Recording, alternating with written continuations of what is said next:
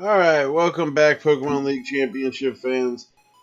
As always, we have been fucking up on this season as far as our responsibility of getting to you guys in a reasonable time frame. We skipped last week. I also wasn't able to do that extra stream, although just so you know, that extra stream was cut down by Twitch was having issues that day, so I wasn't able to go back on for the giveaway stream. That's my bad. And also, we haven't been planning a lot of giveaways for you guys. I mean, obviously, we're transitioning, and also Pokemon Sword and Shield is coming out. So, we've been playing Pokemon Ultra Sun and Ultra Moon to death.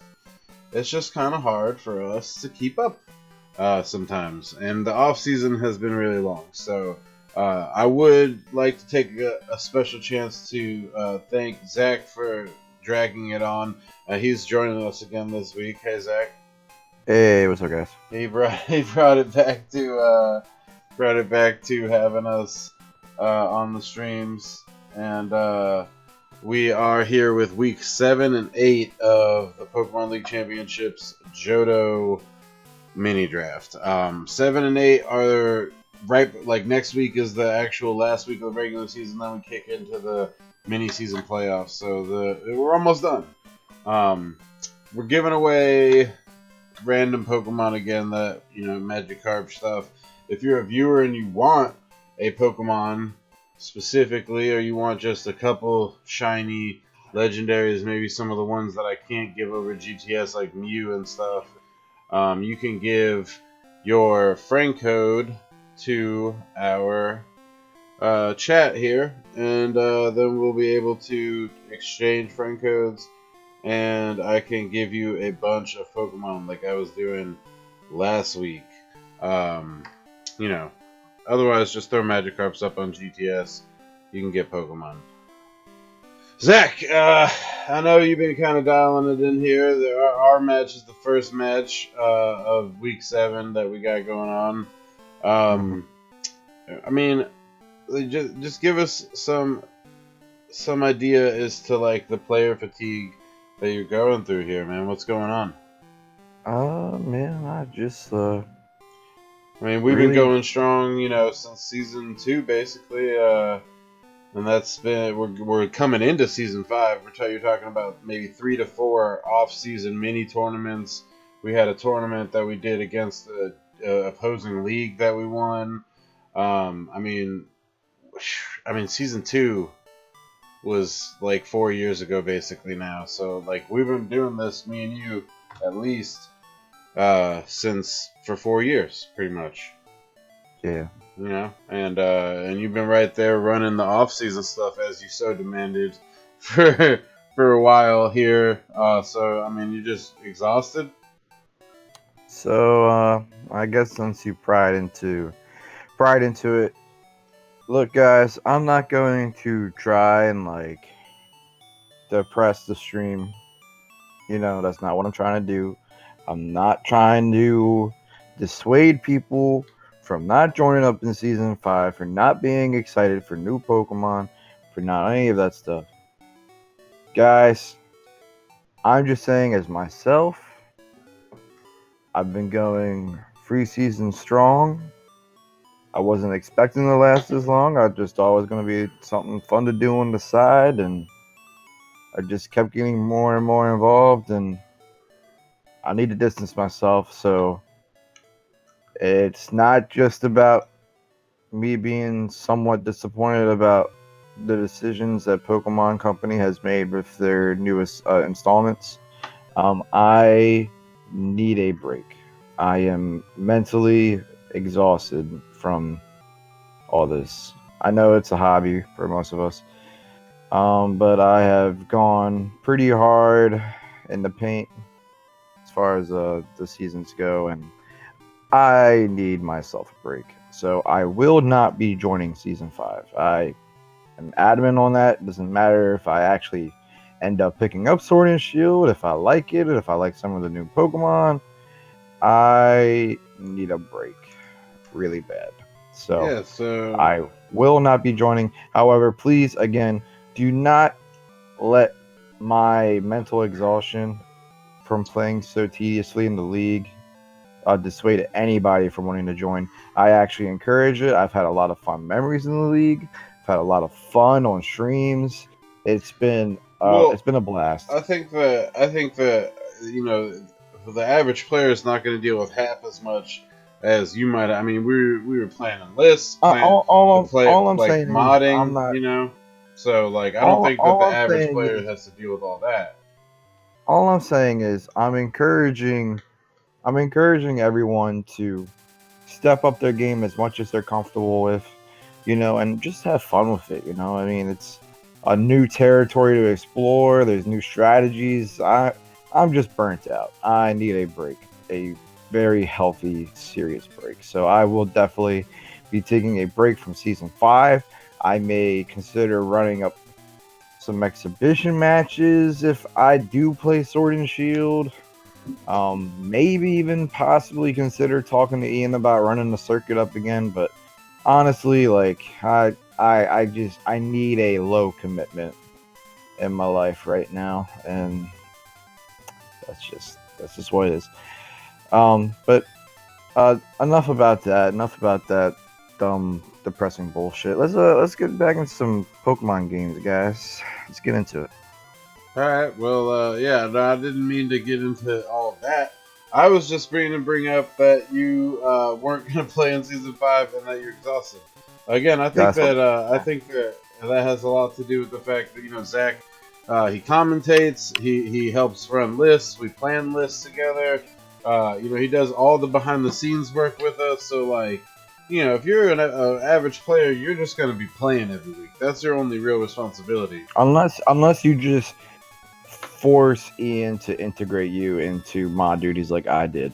So Yeah, I mean, so like that can happen. you are definitely encouraged to get on Ian's nerves. I definitely. If you want the responsibility, you can always sign up for it, but it can be hard to run consistently. I mean, you've seen Jay. Not that he's not participating in streams ever again, but he used to be a weekly commentator. Even just that much, he had to bow back from that. It's not easy to keep up with that stuff.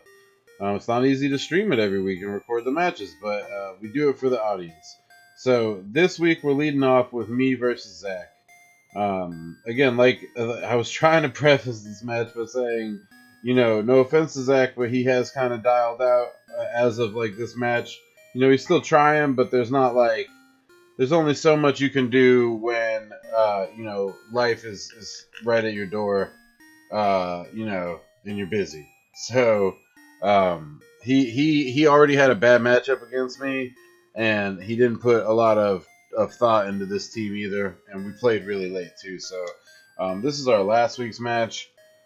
I did kind of have a plan for him a little bit because I was originally going to have someone substitute for me. So when I was I was going to have Jordan substitute for me. So I just decided to actually like make kind of a strategy, which I did with this team. I knew that I had some advantage on him with my powerful, fast Alakazam.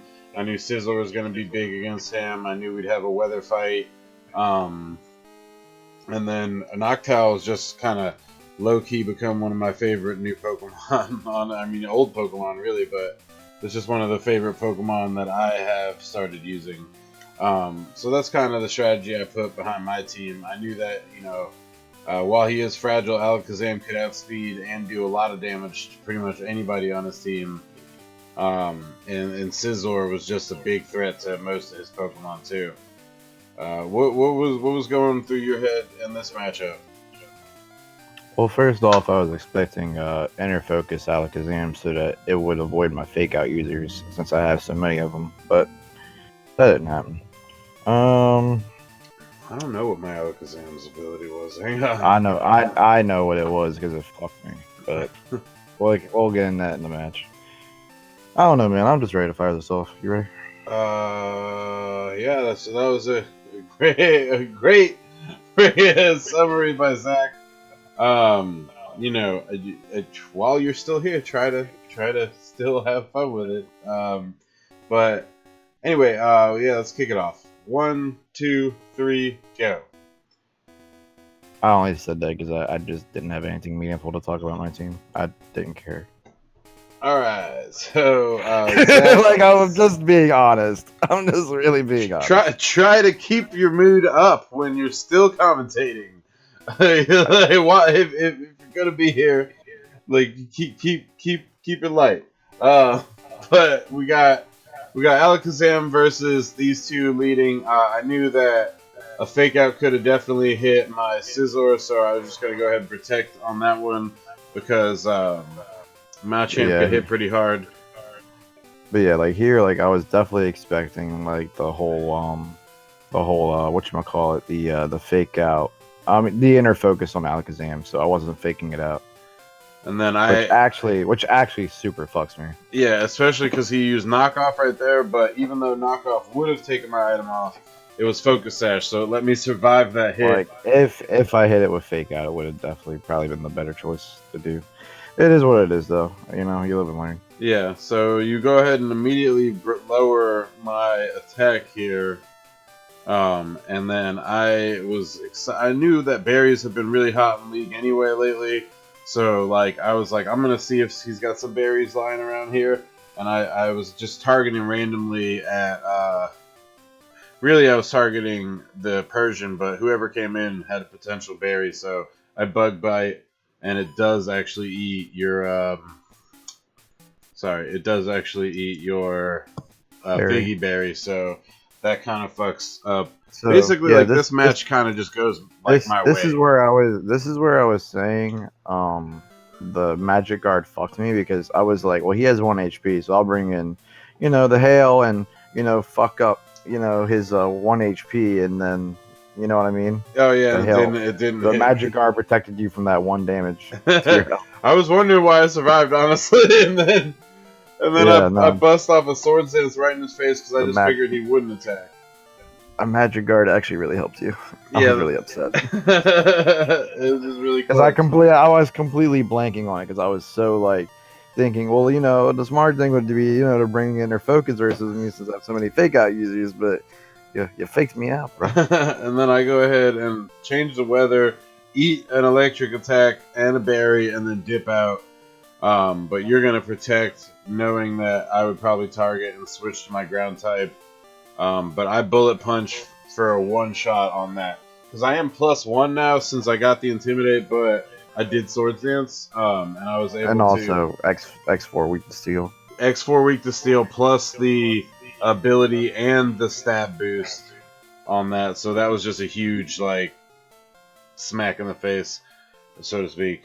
Now this is where things kind of get interesting. Like, I have been trying to get weakness policy Mamoswine off for a while. I knew that the water out there was a bad news for me. And he sets up Tailwind immediately, which was kind of cool because I was like, alright, well now I know he's not going to scald me immediately. I Bug Bite trying to get that berry, and I do get it, but the problem is it causes me to get confused. And that sucks for me. Thinking, I got my Earthquake user out here, I might as well switch out with that confusion. I was only +1, so I bring out Noctowl, and you go for Helping Hand, which I was like, immediately like, Rain, Helping Hand, I'm fucked here. And then you actually targeted the Scizor. So yeah, that was a bad idea. I went for Earthquake, which does a decent bit, not a whole lot against both of them. And then I was like, fuck, that Scald can really do some damage, especially with the Helping Hands. And I go ahead and check, like, there's one more turn of Rain. So, like, I just protect on this last one. Yeah, that was a huge misplay on my part. I don't know why I did that. And because I protect, I block that, I get a free Tailwind off. Because yours just ended, too, the turn before, I think. And then the rain stops, and now I'm confident that I can survive probably one Scald.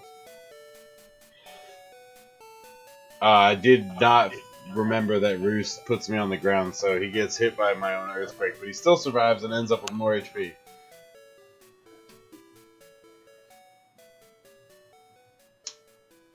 Boom. Hitting my own Pokemon with Earthquake again, idiot. Oh, no, he actually ended up with less HP. But, oh, right, he triggered his berry. So, hey, you know, the pro strats. We're not acting like that was on purpose. The Scald hits my Mamajamma. The Tailwind's already up. And right with that super effective, triggers my weakness policy and basically sets it up for, like, the downhill run here. The opposing Tailwind's out. You know, I'm juiced up. Hurricane does a good amount to the Clefairy, and then Earthquake's going to finish off both of those other Pokemon. Because of the boost. I was lucky that that Hurricane hit, too.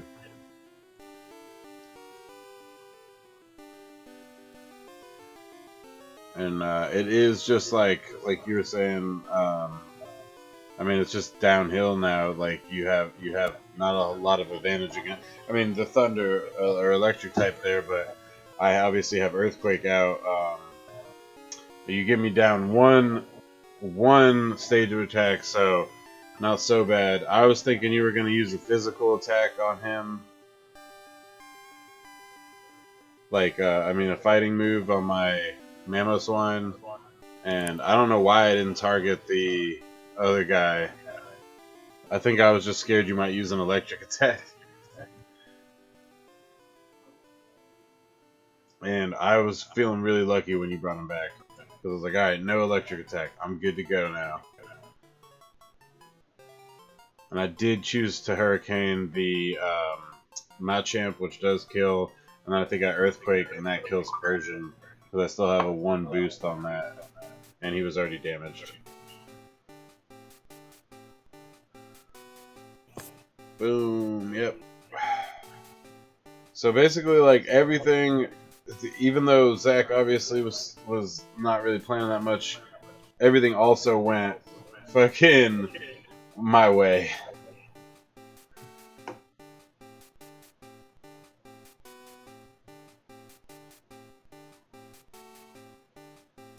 And then you avoid the Hurricane, but the Earthquake's gonna do what it does. And that's pretty much our match there. Like yeah, pretty much when I decided to target the Scizor instead of the Mamoswine, that's what pretty much sealed the game up. Yeah, that was once the Scizor was able to just get off and do his thing, I was able to pretty much set up enough. It was going to be game though either way, even if I got rid of Mamo, just because you had just sheer advantage on me in terms of speed and Tailwind. Because you would have definitely brought in Raikou after that, and Suicune would not have really been able to do a whole lot. Yeah, exactly.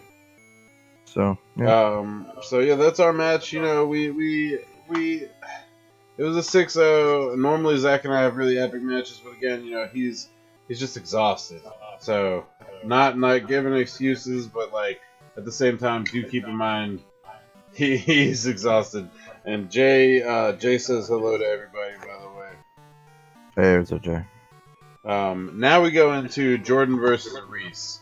I was a little like the way that they posted it. Reese had said something like, "I need to tighten up if I'm gonna win season 5 for this." So for some reason I thought like maybe Jordan won or something of that nature. And so like this is actually a pretty good match though. It comes down pretty close, but we'll see who wins. Reese bringing in a lot of his favorites, a lot of Dave faves here. We got his Azumarill and his Weavile, who he's been bringing in all season pretty much, alongside his Muck, his Teratoma, which we were able to get. Didn't he trade you for that? No. Did he have that all season? Yeah. Oh, he drafted it, I guess. I thought he traded somebody. He's got his signature Ursaring. He loves Ursaring. I mean, that's a Pokemon we've seen from him 1,000 times in the past. I mean, Guts with Flame Orb and Facade, you know, can't go wrong.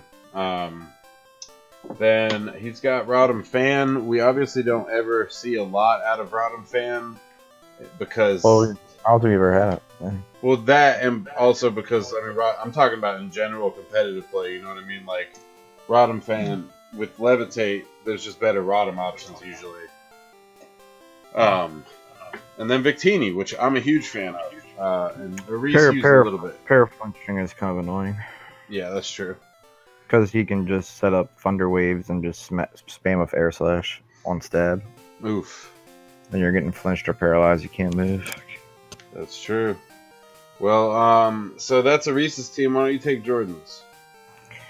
Alright, well, after Jordan switched some things up, Jordan now has a Sun Core, so he's going to use that Sun Core to full advantage. We got probably Solar Power Charizard here to use that 100 base speed and just a behemoth of a special attack stat after that to wreak some havoc. We got Hitmontop, his true and trusty Sudowoodo. This guy is Hitmontop. Yeah. The Ninetales and Leafeon he got from me, and then Gyarados. Yeah. Awesome. Sweet. So that is the summary, I guess. Let's kick it off. Ready? Yeah. 1, 2, 3, go. Reese leading Azumarill, Weavile, Jordan leading Hitmontop, Charizard. Let's see who takes it. This is a decent match. It goes on for a little bit.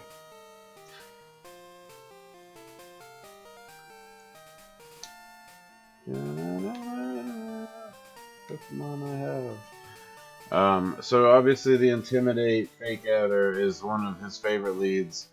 And then in kind, Reese is leading his Fake Outer. So we've got extra pressure on both sides. Charizard's going to protect, anticipating a Fake Out, I assume. Or even just a Waterfall from that Azumarill could do big damage. A Jack button. I wonder what he was doing, because he didn't protect with it. So, like, I can't imagine he was just gonna protect the Charizard and then fake out something. That doesn't really seem. Yeah, like maybe he was gonna Mach Punch the Weavile. Yeah, maybe he was gonna try and get it out of there. Just get a free little smack. I don't know. But Rotom comes out, and we have a setup with Rainy or Sun out. Nope. Okay. We're gonna bring Charizard back, even though Sun's out, for Sudowoodo, and Hypnosis is actually gonna go off. And Hypnosis is constantly hitting for Jordan. It might have a Y lens on it. Maybe that just seems. Who am I to talk about other people's strategies? Hey, you remember me, man. I brought wide lens on Will-O-Wisp Infernape just because I wanted to make sure it connected. True. I did a couple times. Sometimes you do that. That's true. Because you get those misses, man. That can cost you the game. Sudowoodo catches that burn. Rock Slide's going to do a huge... Not that much, actually. I thought it was going to do more to Rotom, but it doesn't. And you got to think, you got wide lens Hypnosis. It's like... Sleep is such a powerful mechanic. Yeah, that's true. So having that more consistently is pretty good. And he does hit off Sleep quite a bit on this one. Even with the sunny day, it's going to do... I don't think that's solar power. No, it is. It is. Did it take damage at the end of the definitely solar power. Maybe it's not. Because I don't think it was taking damage at the end of turns. Let's see.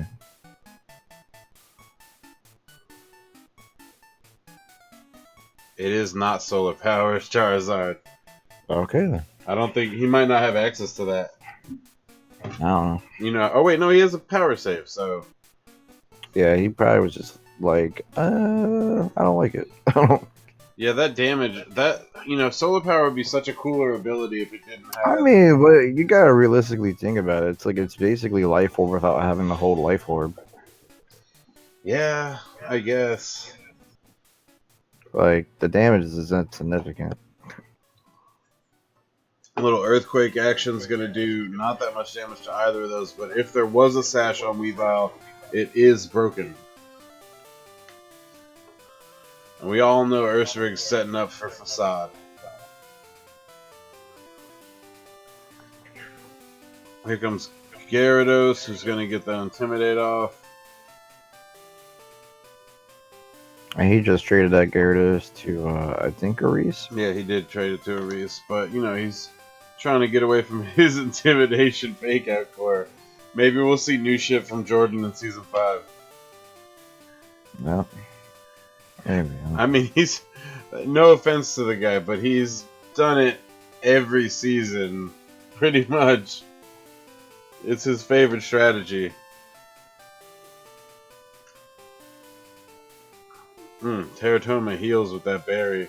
Berries have been huge in the league in the last season. They were big, and then in all the off seasons since really season 3 they started kicking off a lot, and then season 4 they got huge. I was using them heavy in season 2. I was using them a lot. I used them a little in season 2. I used the shit out of them in season 3. And then in season 4, it was me and Jay were going back and forth as to like who was using the most berries. Season 2, like I had them almost on every single Pokemon. Near the end of season 2 is when I started using a lot more. And that's why like in season 3 I used them on almost everything. People want Palkia and Dialga. I think I used to trigger more berries back in season 2 because I had one more tankier Pokemon like Slowbro, and you 2, did have a pretty tanky team. Yeah, and then I had Hail, so sometimes the chip damage would get me a berry trigger. You had a pretty fucking tanky team, that's true. Always tanking that one. Alright, Victini's gonna take a Leaf Blade to the face. Does he not have any other attacks? He should. It might be choiced. No, it's not. Why would you Leaf Blade the fire type? This is Jordan here. We don't question Jordan's motives. And then Sunny Day on the Hitmontop. God. Damn. Going hard. Jordan, hard in the paint. Jordan. Hard in the paint. You know what? No offense to him, I just gotta say, I think Jordan's dialing it in too.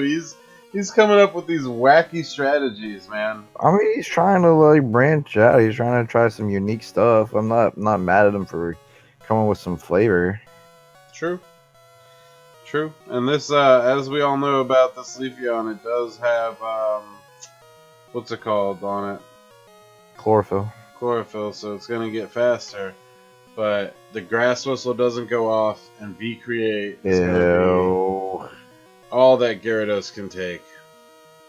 I'm surprised he kept that Leafeon in. It's like versus like 2 Mons that are super effective against it. Yeah, and he's gonna catch the L for that right now with Gunk Shot. Yep. And so immediately, what exactly does Grass Whistle do again? Because it's just Hypnosis. Man, he's used that and missed with it like the last like 3 weeks. Yeah, no, it's literally just Hypnosis.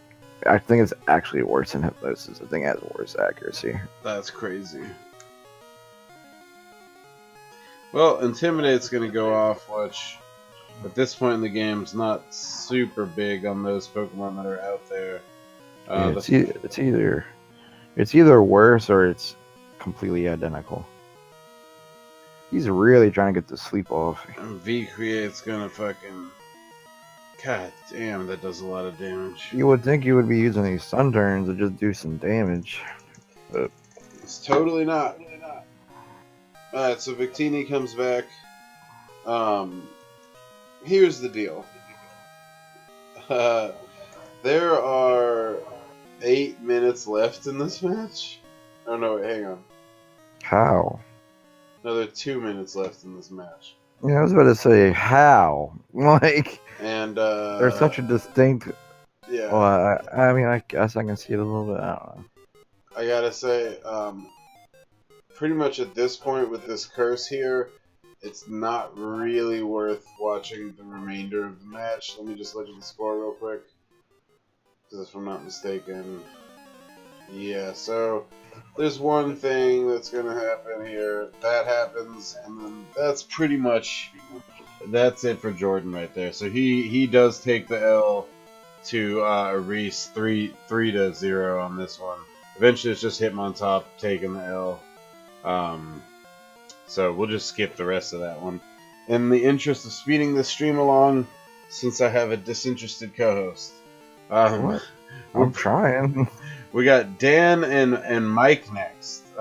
This is the last match of week 7. So we're gonna, at the end of this match, we'll cut it off briefly and resume immediately for week 8. But why don't you talk a little bit about this match, Zach? Talk about Dan's team. I'll be right back when you use the restroom. All right. We got a Nido Queen here. Probably some sheer force shenanigans. It can go physical or special. You know, no secret to anybody. It might even have a stealth rack lead up. I guess we'll find out. I ironically actually asked Dan if he was going to trade a Sicario, and he was like, after this week versus Mike, that's going to be a no. So apparently this Lucario put in a lot of work. Not sure how the match went itself, but apparently Lucario did put in work. Gardevoir, probably going with that trace he was using against me at least. Trace and stuff like Unaware Quagsire or, even like Lightning Rod Marowak versus his Electivire would be pretty cool. Aircross, probably here for the Porygon, I would assume. Yep.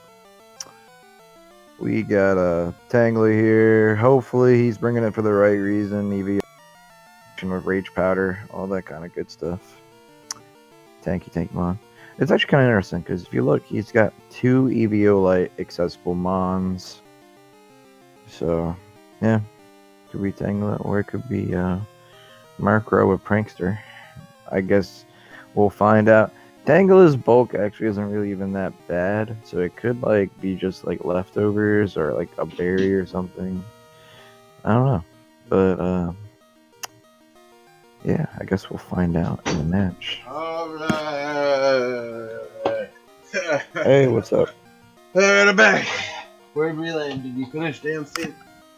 I actually finished all of them. I just actually, skipped the descriptions of them and just was like, oh, well, Dan brought Nidoqueen, Lucario, Gardevoir, Heracross, Tangela, Murkrow, and then Mike brought Quagsire, Porygon, Electivire, Meloetta, Marowak, and Cypher, so it should be cool. Okay. No, I'm kidding. I was actually just joking. Did you really do both of them, though? No, I just talked about Dan's team. Okay. Give me a second. I'm going to do... I'm checking one thing. Okay. I'm about to roll on Mike's team. Yeah, right? See, I'm just... sorry. What's up, What's up, Jay? It's always good to have you, buddy. I'm just making sure these how are is it streamed up. going in Jordanville? Yeah, Jay, we missed your loss just now, but we got you got a match coming up that's gonna be tight.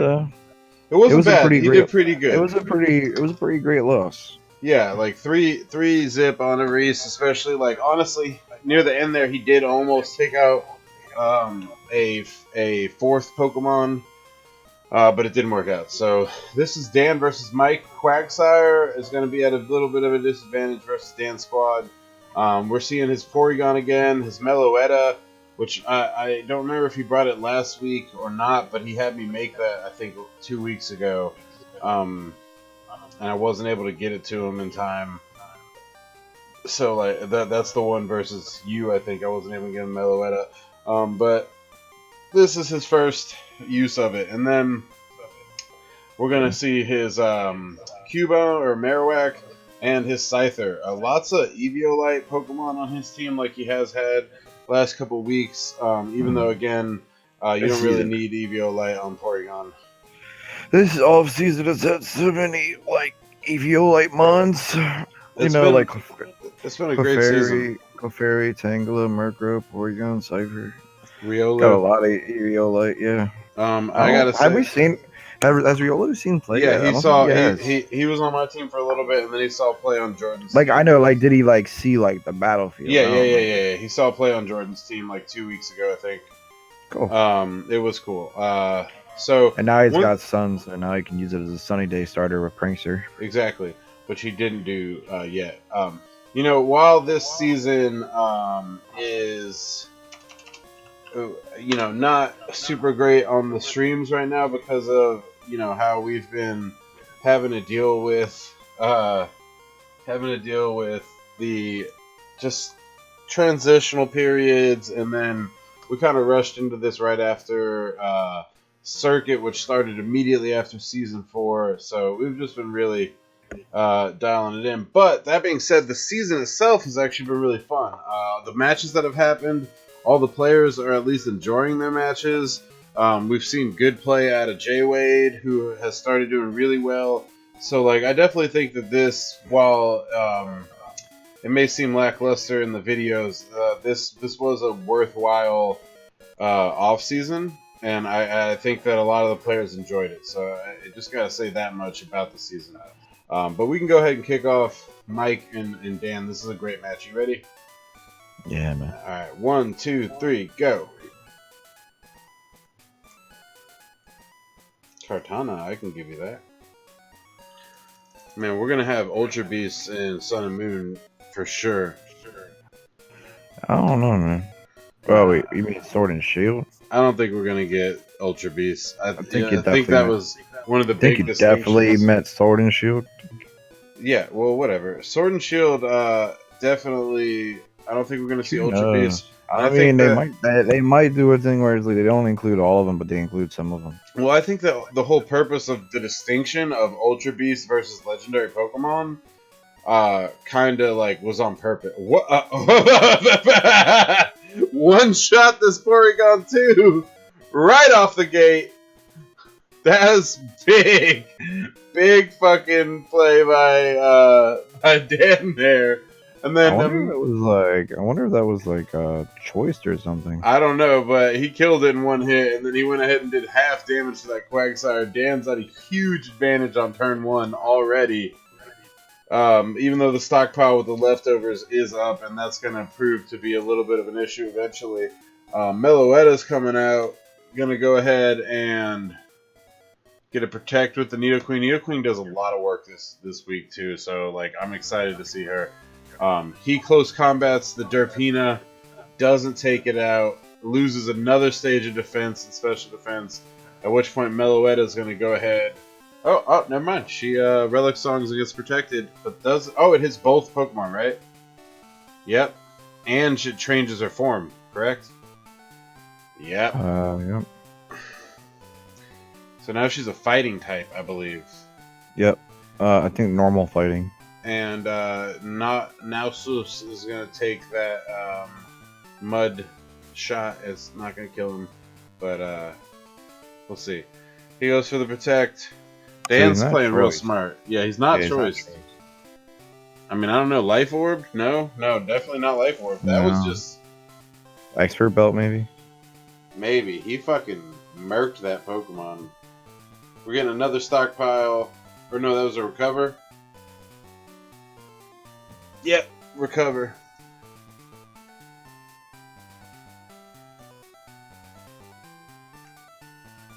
Let's see. Here comes... What was the Shadow Ball? Yeah.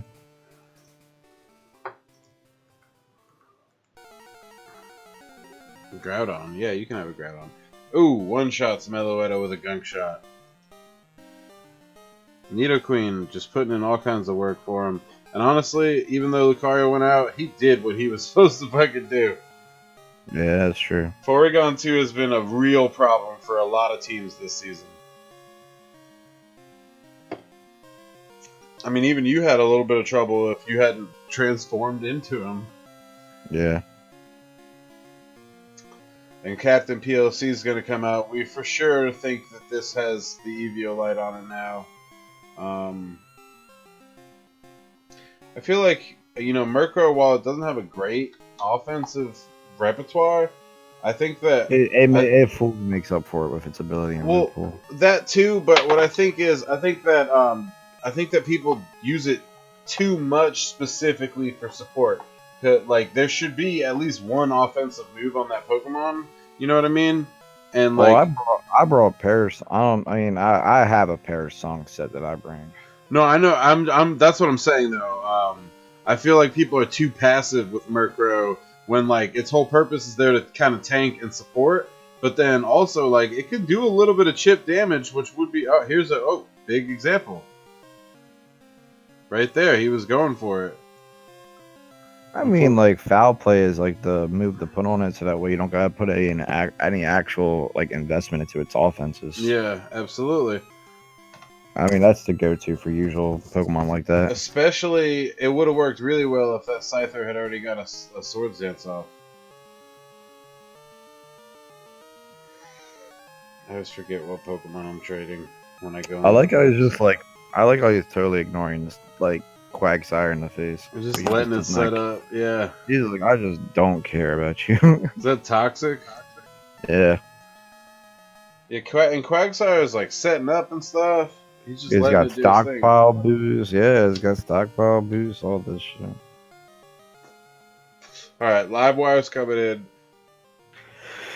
No electric moves are going to be in played out. Because, you know, if there was, it'd be eaten. He taunts the That is Quagsire. a late taunt. Really? A very late taunt. Right Really, there. really late taunt. And it's already not even giving a fuck about that. And Killer Queen finally goes down, but she did a lot of work too. So Dan's Pokemon that have died so far already did what they were supposed to do. He got maximum value out of those mons. Yeah, for sure. He sold when the market was high. All right, see if you bring. Oh no, Tortellini. No, that's smart. Unless there's a Fire Punch on that Electivire, which I don't think there doesn't is. even look like Tortellini. Tortellinis are like fucking like. They're the croissants of pasta. Yeah, listen, I didn't name it that, alright? So I know, but I'm insulted. I'm offended by this. Oh, you're offended by that, but you're not offended by ZD versus Penne. Look, there's a difference. Yeah, there's a difference between ZD and Penne. Tortellinis are like shells, like raviolis. That looks more like spaghetti. Spaghetti would have been a good one, or lo mein, even, you know. Yeah, lo mein. I would have fucked with that. But pesto like, pasta. Tortellini, like get the fuck out of here. Because it's green, you could have named it pesto. Pesto basil would have worked. I would have been fine with that. But Tortellini, that's a bad nickname, Dan. Dude, what are you even doing? What are you doing in this league? Quit, please. Well, we can't. Please, no, don't quit. I wasn't. I know I said. Now listen, I know I said I dissuade people from. I'm not trying to dissuade people from not trying to join up in PLC and in season 5, but I'm into dissuading you, Dan, because specifically your nicknames are terrible. And his outfits, Oh yeah, they're bad. Alright, so foul play is gonna bust off on this Derpina. Still not doing. That's the second time I think he's switched in Derpina to a foul play. And Captain PLC is gonna go down. He did what he could. That bird was baked. Knocked Joker off said. Leftovers. That's pretty big, actually. As Joker said in Suicide Squad. Bro. This bird is baked. Unaware. Oh, that's a huge trace. Unaware? Mm-hmm. That's great. Because guess what? I'm now unaware of your fucking stockpiles. Yeah, huh? That's probably why he didn't give a fuck about it doing anything. Dan's doing some work, man. Yeah. Proud of him. Would have been sick if he had that energy ball on it. Or like if he had named his Pokemon properly. That goes without saying.